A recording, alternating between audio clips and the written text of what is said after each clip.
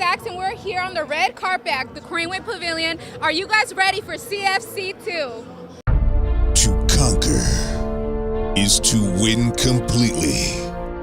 On April 30th, 30 fighters will compete for ultimate glory and complete victory. At the Craneway Pavillion in Richmond, California, we don't fight, we conquer.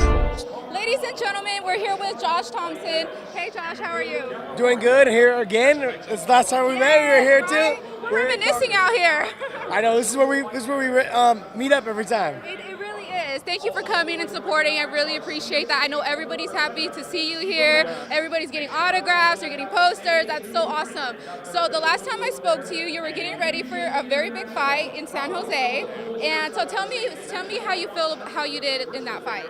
That fight was great. I was able to get the stoppage in the second round. Kind of got the jitters out a little bit in the first and felt them out. And then in the second round, we were able to close the deal. So you were feeling a bit jittery. That didn't show. You had such an amazing performance. You know, since I started signing with Bellator, it's just kind of getting that back into the flow of things with a new organization. Leaving the UFC, coming to Bellator, it's just you want to make sure you're performing, you're putting your best foot forward, and you're giving the fans what they want to see. It's a whole different demographic of fans, realistically, that you're viewing to. So, I mean, even though they're still like that 18 to say 35 men's demographic they watch, but a lot of the hardcore fans watch Bellator, and now we're trying to pull in those other fans that follow me around.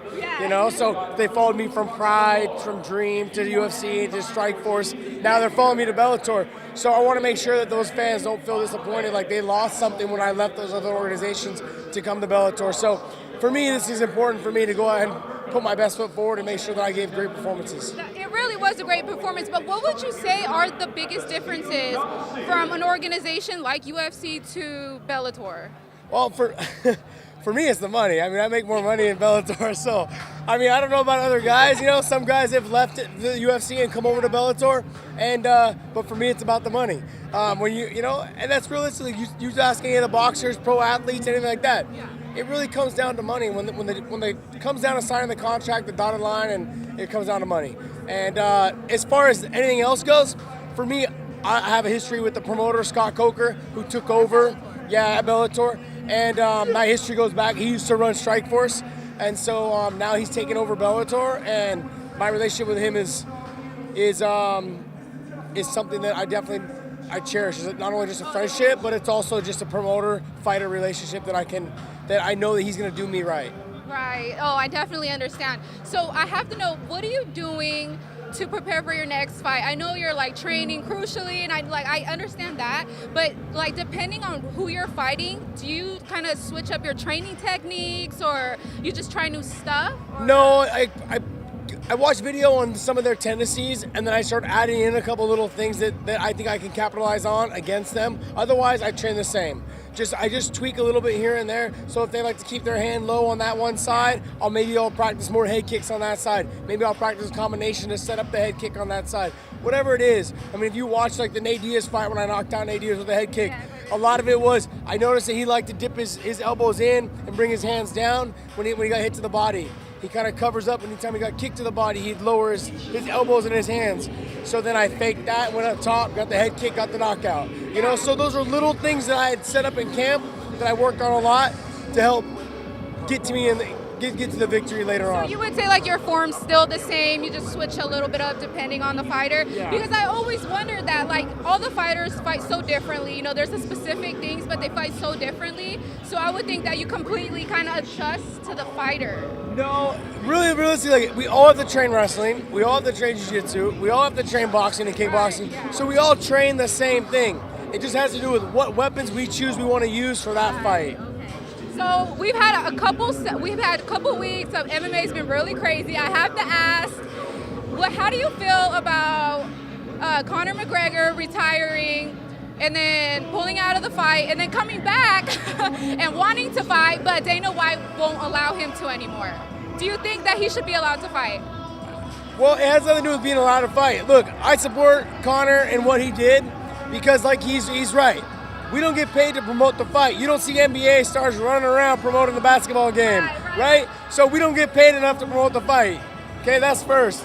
Second is when you start paying him to promote the fight, okay, then I understand what he's talking about. Look, at the end of the day, there won't be a fight to promote if he loses.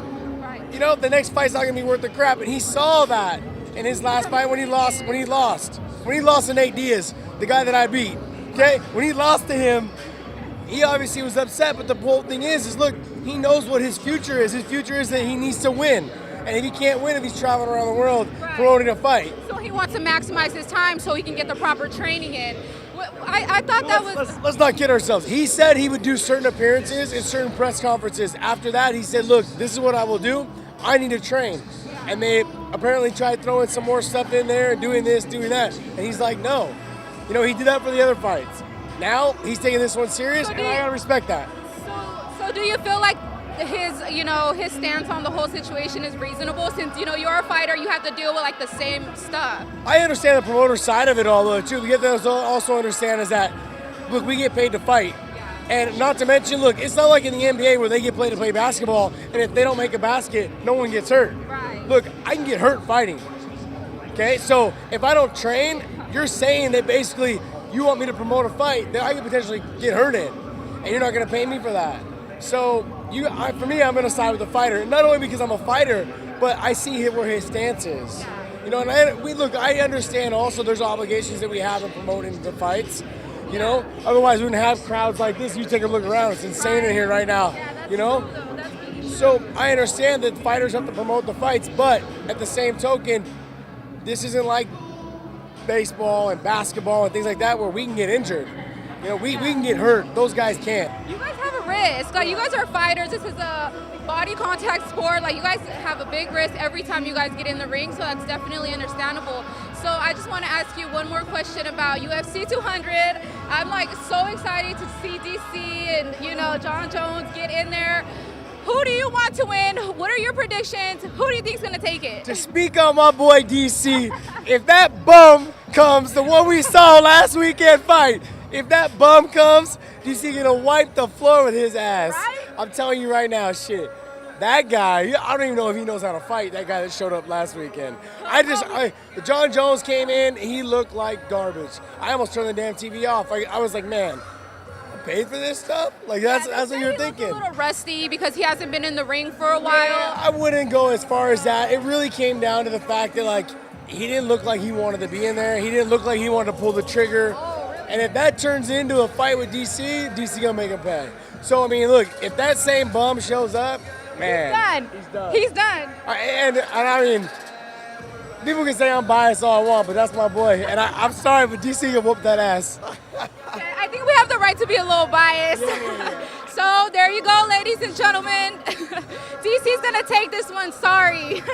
Thank you, Josh, I really appreciate it. We have to take a pic too.